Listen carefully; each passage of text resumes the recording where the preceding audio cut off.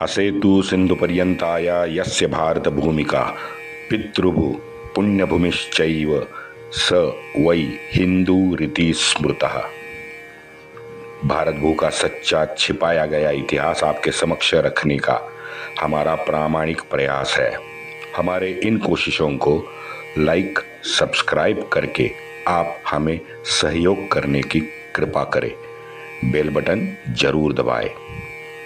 आज तक हमने इतिहास में ईसा पूर्व 326 से 1857 का कुछ अनदेखा अनसुना जो इतिहास है वो उजागर करने की कोशिश की है। इससे आगे निजाम, मराठा और राजपूतों का इतिहास शेष है। कृपया सहयोग करें, वरना YouTube से ये हमारा इतिहास भी ओझल होने की आशंका है। वंदे मातरम। जय श्री राम। योगेश अनंत काले का सभी सुनने वालों को प्यार भरा नमस्कार। मित्रों, अभी तक 10 एपिसोड हमने श्री राम जन्मभूमि के संदर्भ में किए हैं और हमने इस जन्मभूमि के तथ्यों को हमने खंगाला भी है। वैसे मैं आपको ये बता दूं कि 1979 से अभी तक समझो मोटा मोटी उनके तथ्य मैंने आपको दिए नहीं, क्योंकि वो सभी के सभी बहुत ज़्यादा विस्तार से नेट पे ऑलरेडी पड़े हुए हैं। अब बताइए, जो आपको मालूम है वो मैं बता के भला क्या करूँगा। और ये भी सच है कि मैं तो यहाँ पे अनकही अनसुनी घटनाएं, अर्ध सत्य जो इतिहास था उसके प्रामाणिक सत्य आपको प्रमाण के साथ बताने की कोशिश में लगा हुआ हूँ। मित्रों, आज और कल 2 दिन एक कार सेवक की डायरी के एक पन्ने निकाल के मैं लाया हूँ और उस जो पन्ने हैं उनकी तारीख है 5 और 6 दिसंबर 1992 में। ये 2 दिन का जो पूरा उसका जो दिनक्रम था उस कार सेवक का अयोध्या में, वो कार सेवक ने लिखा है और जो मैंने देखा है उसने 100% सत्य कथन किया है। एक अति सामान्य हिंदू युवा 5 और 6 तारीख को क्या सोच रहा था अयोध्या में जाके? क्या वो इन भांड मुल्लाओं की जो शतरंज की चालें वो समझ रहा था, या फिर वो कांग्रेस के षड्यंत्र से वो परिचित था? हिंदू, सनातन, ये इन शब्दों की गहराई या 1500 साल के अनूहित अत्याचार, दमन, बलात्कार, राजनीति, धर्मनीति, इन सबसे वो अवगत था? उत्तर है नहीं। वो तो बेचारा युवा था, मात्र आस्था और श्रद्धा भाव से अपने प्रभु श्री राम जन्मस्थान को पुनः गौरवशाली, विराट बनता हुआ देखना चाहता था। आप ये समझो कि एक गिलहरी समान इस मंदिर निर्माण के कार्य में सहकर्मी होके खुद को कृतकृत्य पाना चाहता था। अब उस युवा कार सेवक के मन में ये भाव है, तो आपसे हाथ जोड़ के विनती है कि अभी जिसकी डायरी हम पढ़ने जा रहे हैं वो 1992 में मात्र 23 साल का युवक था। 27 नवंबर को वो पुणे से निकला अयोध्या जी के लिए। 29 शाम को पहुंचा। बीच रास्ते में जो सबका हुआ वो उनके भी रेलवे का हुआ। इन दरिंदे नबी के सुन्नत पे चलने वाले जितने भी भांड थे ना झांसी में, उन्होंने पत्थरबाजी शुरू की रेलवे पे। तो वो वहाँ पे ट्रेन रुकी थी, रोकने की भरपूर कोशिश इन भांडों ने की है। इनके सारे के सारे घटनाक्रम, उनके चर्चाएं नेट पे आज भी घूम रही हैं, वो ज़्यादा बताने की जरूरत नहीं है। उस नवयुवक का दिनक्रम आज 31 साल बाद फिर उजागर मैं करने जा रहा हूँ। अच्छा, ये मित्रों थोड़ा सा याद रखें कि डायरी उस कार सेवक ने मराठी में लिखी थी, लेकिन आप मुझे विश्वास रखो, एक शब्द भी मैंने भाषांतर करते हुए नहीं जोड़ा है। जो भी उसके डायरी में लिखा था तद्वत मैंने उसको फॉलो किया है, बस भाषा मराठी से हिंदी किया हूं। तो चलो सुनाता हूं एक कार सेवक की 5 दिसंबर 1992 का आत्मकथन। इसमें मित्रों मैंने सुबह से रात्र भोजन तक की जो घटनाएं हैं वो उल्लेखित अभी मैंने नहीं की है। सिर्फ और सिर्फ रात की एक घटना जो मुझे थोड़ी सी इंटरेस्टिंग लगी, वो रात की घटना का ये लेखन है जो मैं आपको पढ़ के सुना रहा हूँ। अब 6 दिसंबर का पूरा दिन का दिनक्रम जो है वो आप परसों के एपिसोड में जरूर सुन पाएंगे, और उस कार सेवक का नाम भी मैं आखिर में बताऊंगा। चलो शुरू करते हैं। एक कार सेवक का आत्मवृत्त। दिनांक लिखा है 5/12/1992। बजे हैं रात के 12:30 बजे। कार सेवक लिखना शुरू करते हैं एंड आई कोट, मेरा एक भी शब्द इसमें नहीं है अगले 5-7 मिनट में। आज का पूरा दिनक्रम पढ़ के आप बोर जरूर होंगे, लेकिन रुको, अभी बजे हैं रात के 12:30। 3 घंटे पहले एक जबरदस्त काम हम 9 लोगों ने किया है। वैसे राघव जी को मैं धन्यवाद देना चाहता हूं। उन्हें 100% पता था कि हम लोग रात्र भोजन के बाद कुछ ना कुछ तो करने वाले हैं। मैं, मेरे साथ मुकुंदा, अंकुश या मंगेश चौहान था। ये तो 4 लोगों ने हमने डिसाइड किया था कि रात को बाहर जाना है। तो हम लोग वो जिस धर्मशाला में हम रुके थे वहाँ से हम निकले। राघव जी ने तुरंत टोका। मैं जानता था राघव जी टोकेंगे। उन्होंने बाहर जाने से मना किया, लेकिन मैं उनको बोला कि राघव जी, आइसक्रीम या रबड़ी काफ़ी अयोध्या की ये है, फेमस है, तो वो ज़रा खा के आते हैं। भाई देखो मित्रों, जो भी है, राघव जी हमारे शिक्षक थे, तो उस हिसाब से अयोध्या में पालकत्व तो मेरे परिवार ने उन्हें ही सौंपा था, क्योंकि मेरे पालक जानते हैं कि मेरे जैसा बंदा एक हमारे गांव में छोड़ा हुआ सांड होता है ना, जो सब लोगों ने उसको छोड़ा है, वो सांड अगर रस्सी नाक में उसके नहीं होगी तो वो काबू नहीं कर सकते। हम लोग उसके जैसे हैं। हम लोग खाना खा के रोड पे आए। हनुमानगढ़ी जाने वाली एक पतली गली में हम लोग घुसे। भटकते रहे। तकरीबन 15-20 मिनट के बाद अंकुश भी वहां आ गया। आगे चले, मुकुंदा की नजर बाएं बाजू के एक घर पर पड़ी। घर क्या था असल में, वो एक छोटी सी मस्जिद थी। वो देख के पता नहीं क्या हुआ, हम सारे 9 के 9 जन उस घर में घुसे। अंदर एक 65-70 साल का बूढ़ा और 2 और जने बैठे थे। मैंने पूछा, क्या कर रहे हो? अभी सोने का वक्त, और मैं सोच रहा हूं अभी क्या कर रहे हो, हद है। अभी जब मैं लिख रहा हूं तो मेरे मन में ये भाव है कि मैंने उनको ये प्रश्न पूछा क्यों, इसका क्या मतलब हुआ, क्या कर रहे हो भाई? 10 बजे एक बुढ़ा घर पे क्या करता है? चल, वो घर शायद 10 बाय 14 फीट या 12 बाय 16, कुछ ऐसा मुझे लग रहा था। बंटी का एक मूल्य के साथ कुछ आंख मिचौली हो गई, पता नहीं क्या हो गया। बंटी डायरेक्ट मूल्य के अंक पे चढ़ गया।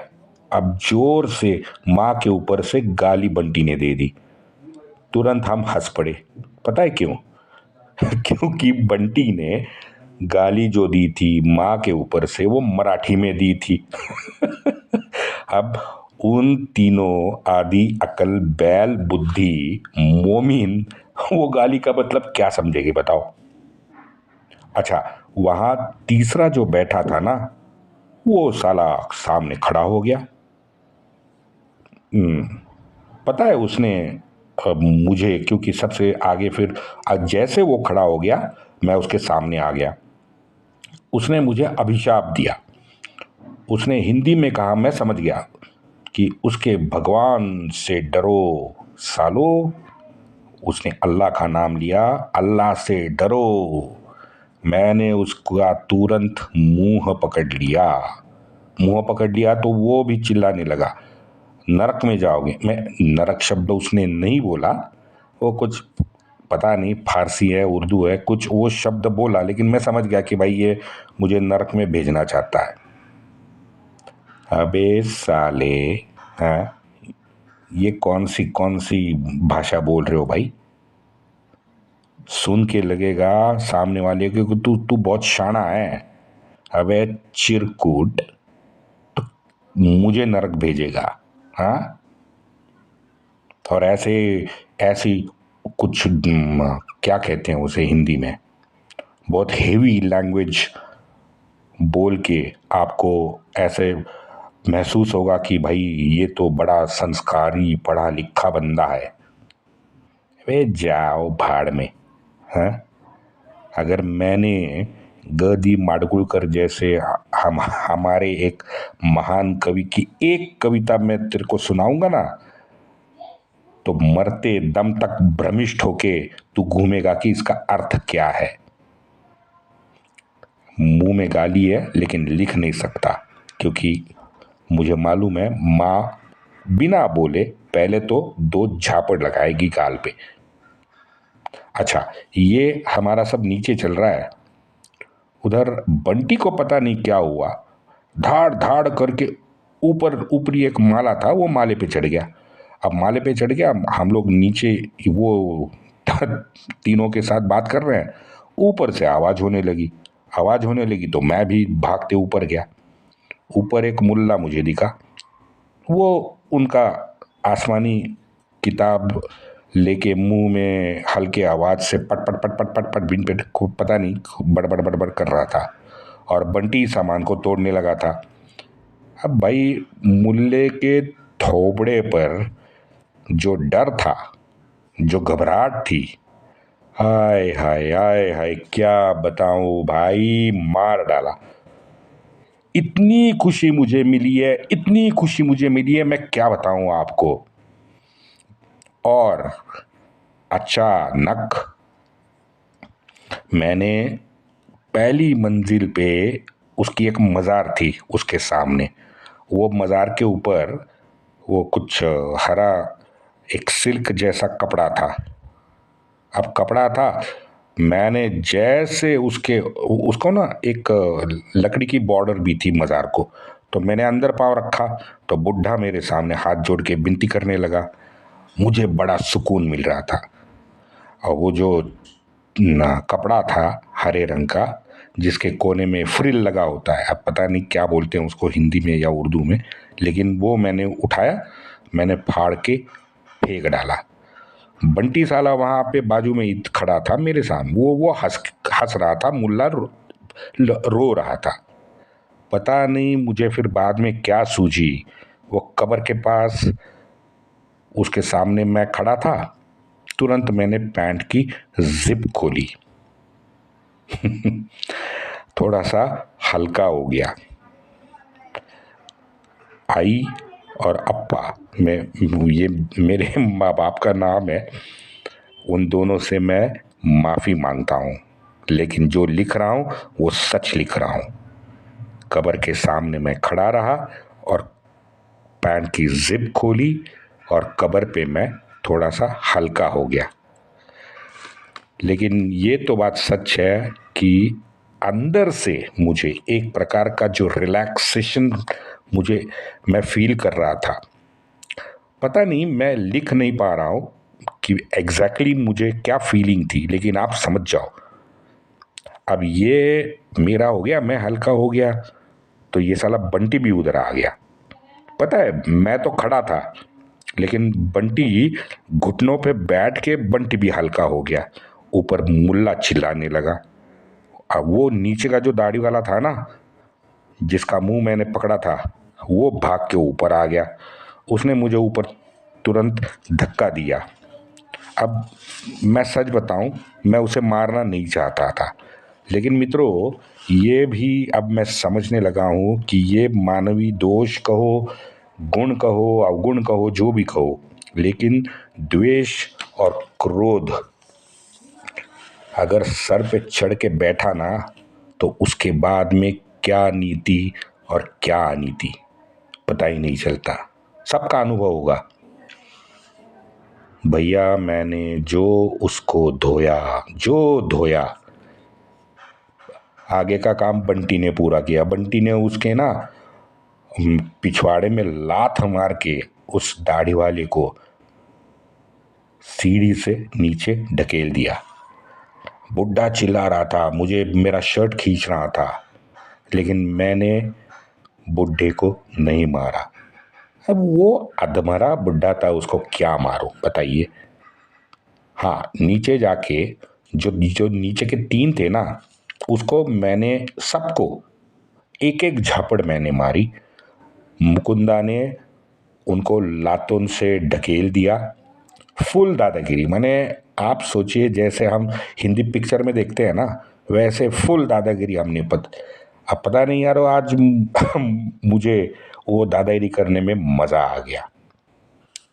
वो हिंदी का पिक्चर का डायलॉग नहीं है, मैं चाहे ये करूं, मैं चाहे वो करूं, मेरी मर्जी। वो गोविंदा का पिक्चर है ना। बस बस बस बस, आज फ्रिक आउट हो गए थे हम लोग। बाहर जाके एक बारी फिर से जो मेन वो मस्जिद का जो दरवाजा था ना, वो हम जोर जोर से हिला के खींचने की कोशिश कर रहे। अंदर ये चारों हमें देख के, रोता चेहरा देख के विनती कर रहे थे कि भाई अब निकल जाओ। जय श्री राम के नारों के साथ हम वहां से भागे और कुंज में लौटे। वैसे उसका नाम और भी है, लेकिन राघव जी ने हमें धर्मशाला का पूरा नाम लेने से मना कर दिया है, इसलिए कुंज बोलूंगा। उसके पीछे 3 शब्द है, वो नहीं बोलूंगा मैं। सब जानते हैं बड़ी प्रसिद्ध धर्मशाला है ये अयोध्या की। सारी अयोध्या कार सेवकों से भरी पड़ी है। अभी रात को भी रोड पे सभी जगह कार सेवक है, और सभी हमारे जैसे नौजवान हैं। बस सामने आने के बाद प्यार दिखा के अभिवादन करके जय श्री राम कह के मार्गस्थ हो रहे हैं। सच बताऊं तो मुझे लग रहा है मैं मेरे कॉलेज में ही हूं। सभी चेहरे जो भी दिख रहा है, सभी लोग परिचित ही लग रहे हैं, पता नहीं।